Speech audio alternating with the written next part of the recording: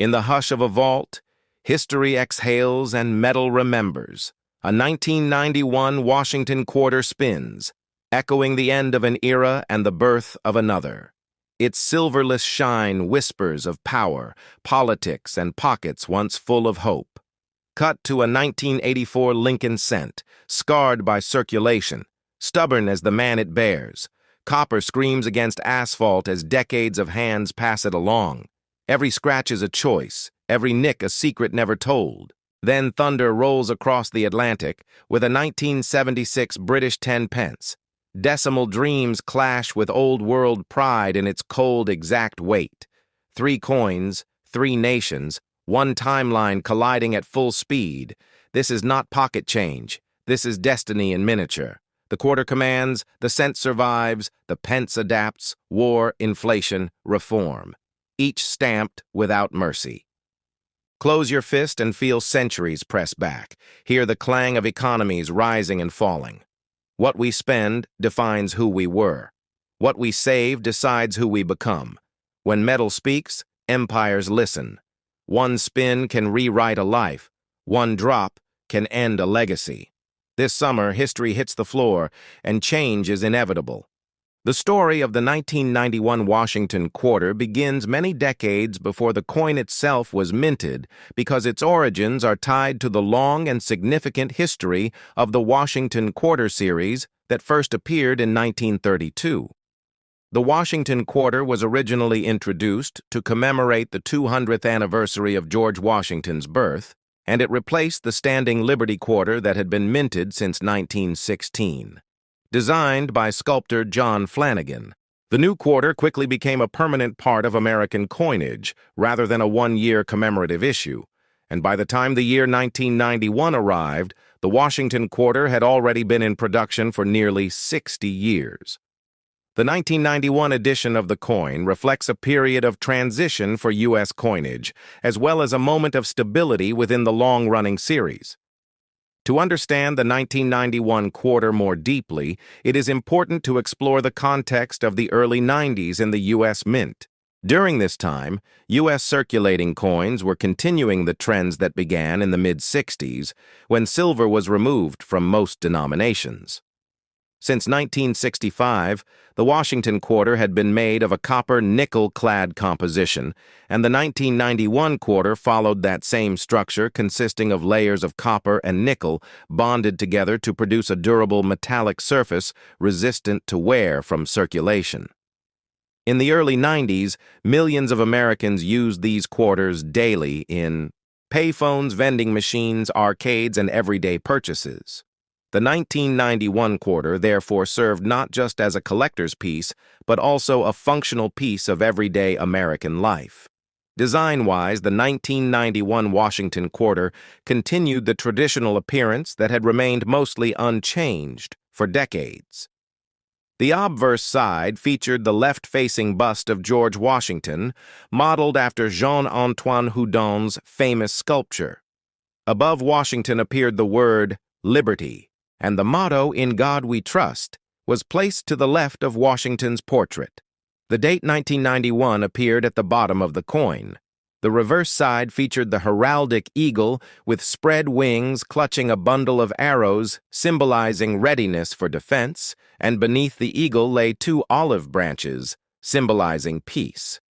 Above the eagle was the inscription, "United States of America," and below it was the denomination quarter dollar.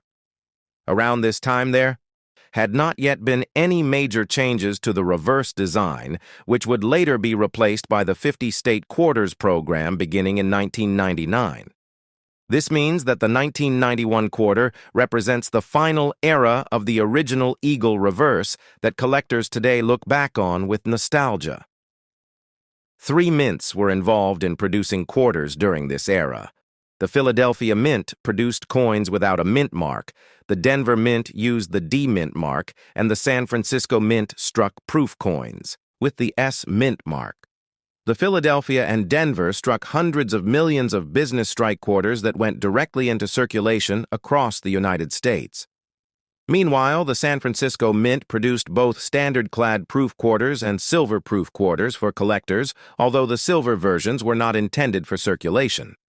Each type of 1991 quarter has its own role in the broader picture of American numismatics.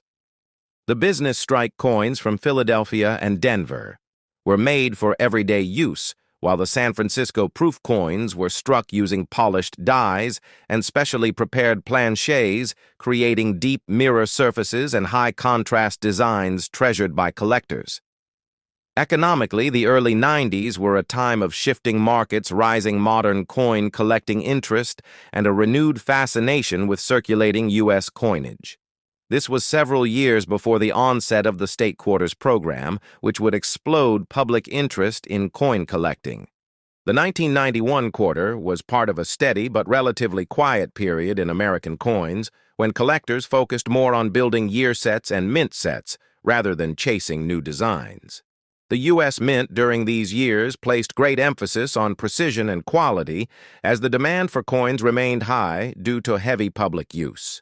These quarters traveled across the country and around the world, carried by soldiers, tourists, and American travelers. Many found their way into vending machines, while others sat in drawers, jars, and cash registers.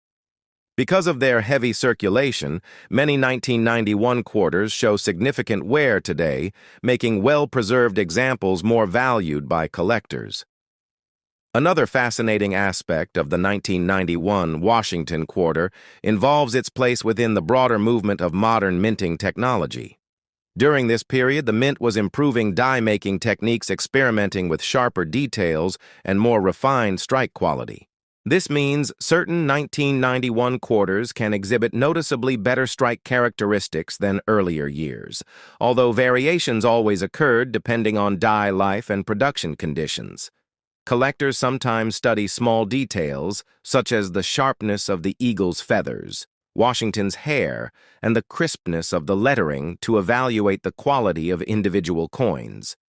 The 1991 quarter also stands as a symbolic marker of the calm before major changes. Within a decade, the Washington quarter would transform dramatically with the launch of commemorative designs and the retirement of the classic eagle reverse.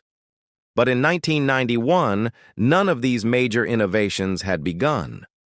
The quarter remained rooted in its long-standing traditions, unchanged, predictable, and familiar. For many Americans, this design represented stability. It was the same design generations had carried in their pockets, used in parking meters, and deposited into savings jars. The 1991 year therefore stands as one of the final chapters in the uninterrupted era of the classic Washington quarter before it entered a new era of national programs and artistic redesigns. When discussing a 2-hour historical narrative, it is also essential to explore the cultural and historical significance of George Washington in U.S. coinage. The Washington quarter helped reinforce America's collective memory of its first president and contributed to national identity. Children often saw the quarter as their first introduction to Washington's image. Schools used these coins in lessons to teach about presidents and American history. The 1991 quarter kept that tradition alive, connecting new generations to the legacy of the founding era. Collectors today view the 1991 Washington quarter as an affordable yet intriguing piece of modern numismatics. Circulated examples are common, but high-grade uncirculated examples, especially from original mint sets and pristine proof. Examples from San Francisco can carry collector interest. Certain varieties, minor die scratches, strike doubling, or die polish lines appear in some 1991 quarters, providing additional depth for specialists who enjoy searching through rolls and bags for unique examples. Though not rare, the 1991 quarter remains a historically meaningful coin because it belongs to the closing period of a design that had been in continuous production for nearly 70 years, a design linked deeply to American monetary heritage. Looking back, the 1991 Washington Quarter tells a story of continuity craftsmanship, national symbolism, and everyday American life. It marks a moment in the evolution of U.S. coinage where tradition remained strong, yet change was drawing near. This coin circulated during a decade of economic adjustment, technological advancement, and cultural transformation in the United States. The story of the 1984 Lincoln cent unfolds as part of a long numismatic tradition stretching back to the early 20th century when the Lincoln cent was first introduced in 1909 to honor the 100th anniversary of Abraham Lincoln's birth. By the time 1984 arrived, the coin had already undergone major transformations in composition minting technology and national purpose. The 1984 issue emerged during a period of economic and political change in the United States, and the cent's design and composition mirrored the shifting priorities of the nation. The year 1984 marked the second full year in which the United States Mint produced circulating Lincoln cents made almost entirely of zinc with a thin copper plating. This change had taken place in 1982, when rising copper prices forced the mint to abandon the long-used bronze alloy that had composed the cent for generations.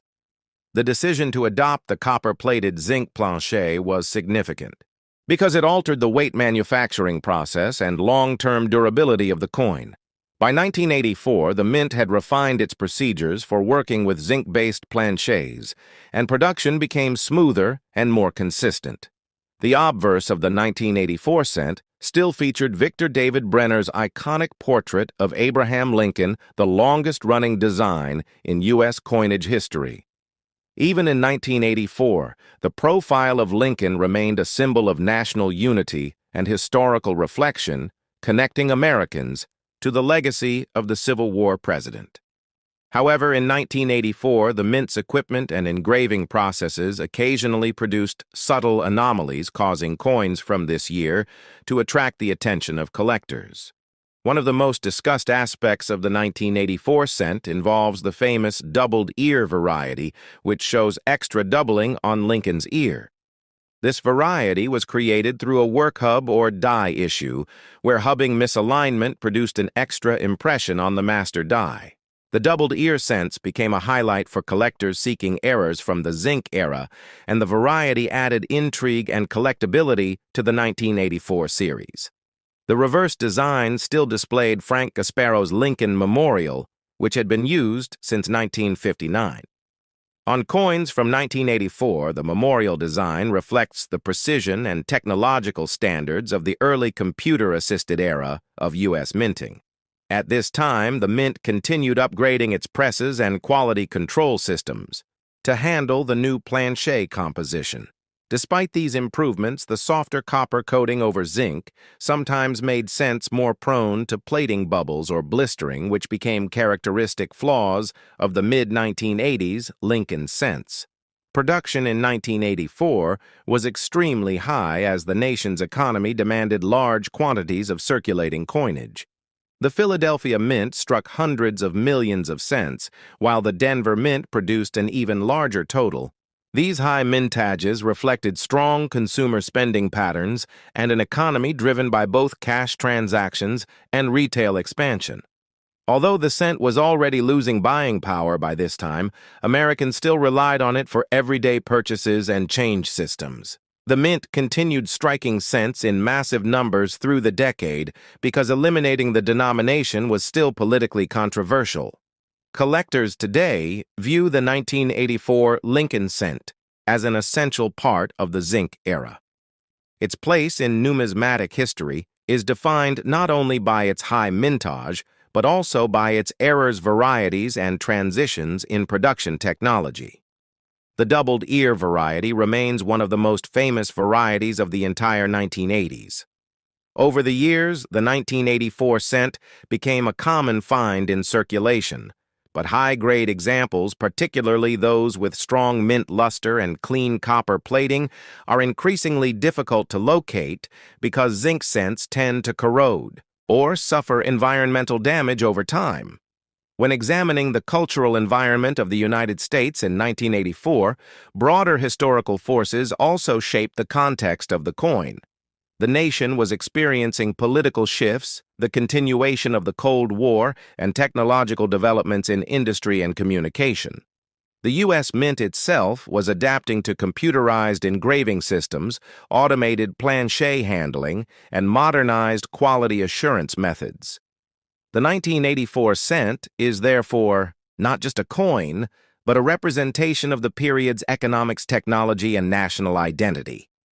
For a 2-hour documentary-style presentation, you can explore additional layers such as the historical evolution of the Lincoln cent from 1909 to 1984, the reasons behind changing the composition in 1982, the minting process at Philadelphia and Denver during the 1980s, the spread of zinc cents through the economy, the discovery and certification of the doubled ear variety, the long-term impact of zinc coins on collectors and circulation, and the symbolic importance of Lincoln's image in American culture. The 1984 Lincoln cent remains a coin of transition, a link between the bronze past and the modern zinc era, and its history demonstrates the intricate relationship between economics, technology, and national symbolism in United States coinage.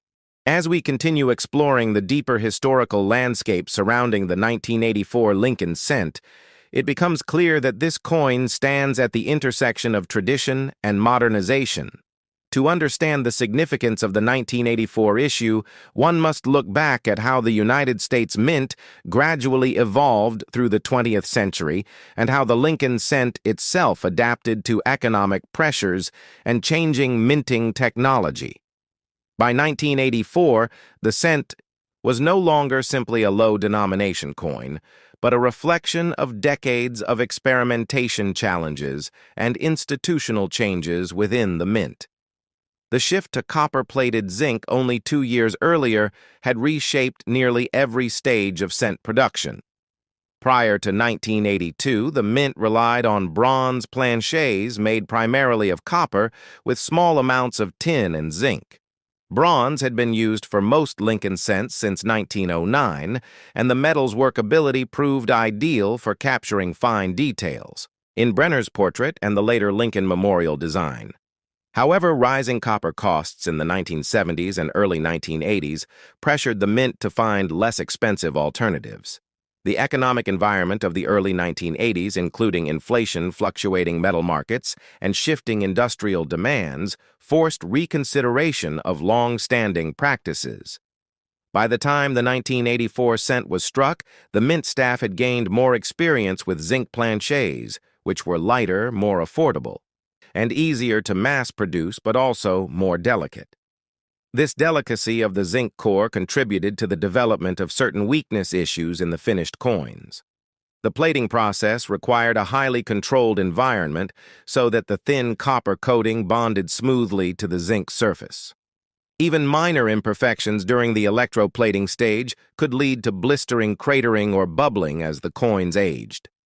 Many cents from the mid-1980s exhibit surface irregularities that bronze cents rarely experienced. The 1984 cent is therefore an important window into the challenges of this transitional era. During this period, the Philadelphia and Denver mints were continuously refining their equipment. The presses used to strike the coins were undergoing updates to handle the different hardness and rebound characteristics of zinc planches. The engraving divisions were also exploring new technologies, including early computer-aided design systems, which promised more precision but required extensive testing. These tools began altering the way dies were created. In earlier decades, die engraving was almost entirely manual, with artists cutting details into the master hubs. By 1984, there was still heavy human involvement, but digital assistance was emerging and influencing details subtly seen on the coins. The doubled ear variety found in 1984 is one of the most studied examples of a hub doubling from the zinc era. The doubling did not occur from striking, but from a die creation issue, meaning the double details were present on every coin struck by that die. This variety gained attention in the years after release, when collectors' sorting rolls noticed the unusual additional outline around Lincoln's ear. The discovery provided insight into the mint's transitional period and highlighted the complexity involved in die preparation even as technology advanced. Minting volumes continued to surge through the 1980s due to the nation's reliance on coin currency in retail business, public transportation, vending machines, and everyday transactions. The push for increased production meant the mint had to maximize efficiency and minimize waste. Because zinc was drastically cheaper than copper, replacing the traditional bronze cent saved millions of dollars in metal expenses.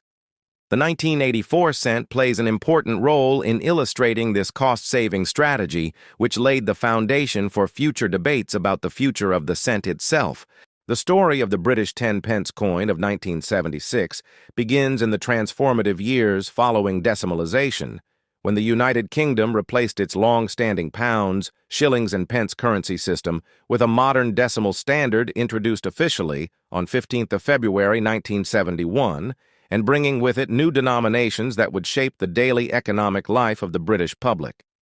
For many people, the 10-pence coin became one of the most familiar pieces of money in circulation, because its value was equivalent to the old florin, and thus it represented continuity in a time of enormous national change.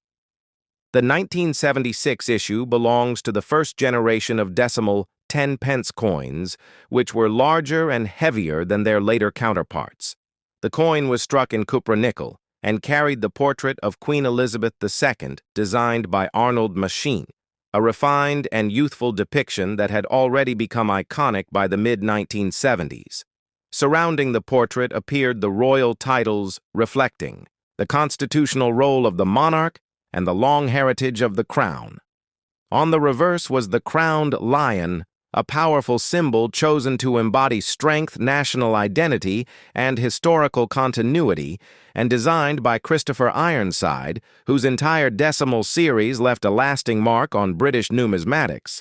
The 1976 mintage took place during a challenging era for the United Kingdom as the country faced significant economic pressures, including high inflation, industrial unrest, and social change. Yet the coinage produced during these years remained an essential part of everyday life, circulating in pubs, shops, markets, and public transport from London to the Highlands. The 10-pence coin of this period was large, practical, and easy to recognize, and it carried with it the textures of ordinary British experience, from school children buying snacks to commuters paying for small purchases and families managing their weekly expenses. Each coin from 1976, therefore, holds not just monetary value, but also a story about the decade itself, a period marked by cultural transformation, rising global influence in music and fashion, and a nation navigating its post-imperial identity. As the years progressed and Britain moved toward the 1980s, the Royal Mint began considering changes to coin sizes and metals.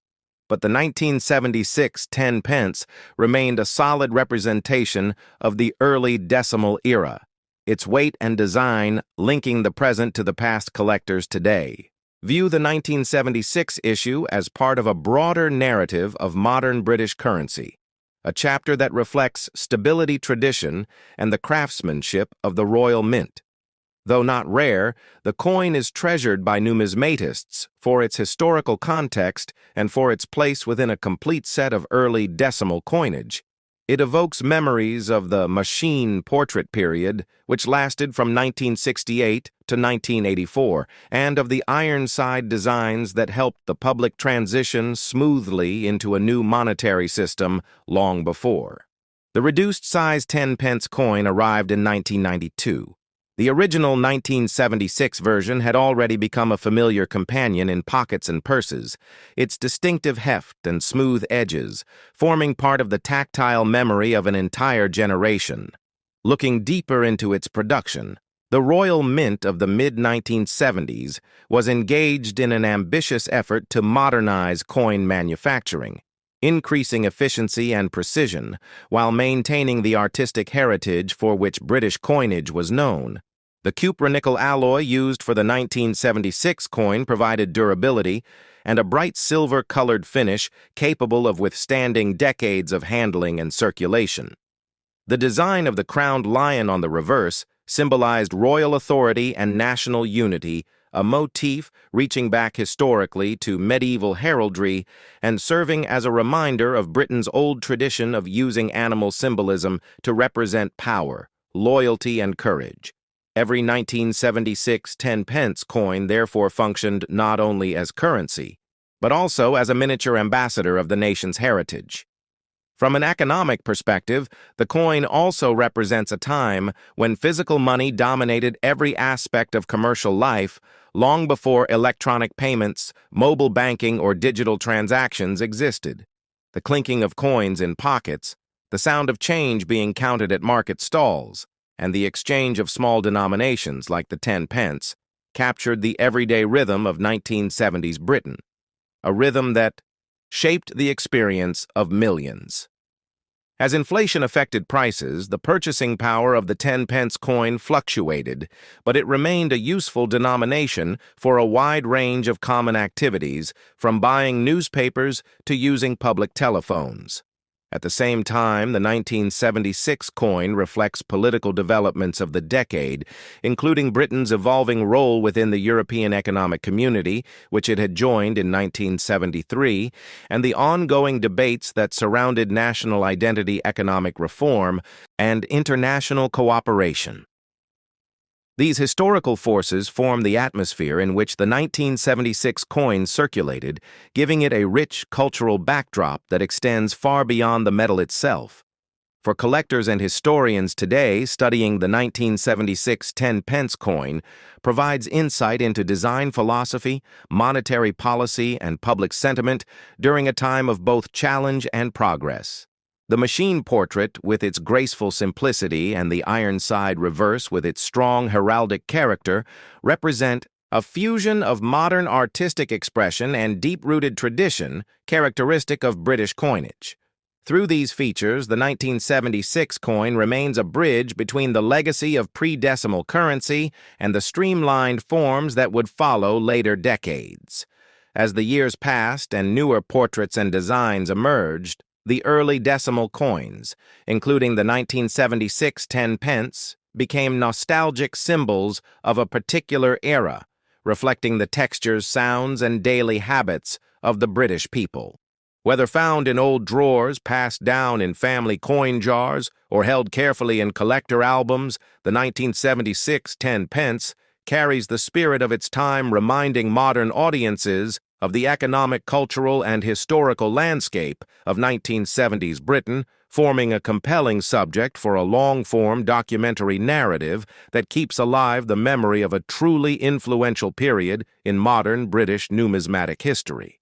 As the story of the British 10-pence coin of 1976 continues, it becomes clear that this small piece of cupra-nickel held a much larger role in shaping how people interacted with money during one of the most dynamic decades in modern British history.